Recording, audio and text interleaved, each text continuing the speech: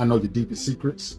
I know so much about you and what you've done. Beyonce and Jay-Z have been fiercely protecting their public image for years, but the truth behind their picture-perfect facade has finally been exposed by one of their former staffers. Beyonce's ex-security guard has spoken out about the shady, disturbing secrets that the Carters don't want anyone to know. The things he revealed about the couple's dark side is honestly insane, so let's get into it. According to HOLR magazine, a guy claiming to be Beyonce's ex-bodyguard has made extremely bold allegations about her as well as Jay-Z. Just last year, the man, who simply goes by Uncle Ron, began posting videos about the couple that were truly startling. In previous videos that Uncle Ron shared on his TikTok, he opened up about his past career. Years ago, he supposedly worked as a bodyguard for many high-profile celebrities. But in a video posted to his account in January 2023, Uncle Ron specifically called out Beyonce and Jay-Z when he dropped several bombshell accusations about them. The original TikTok has since been deleted from Uncle Ron's account, but fortunately,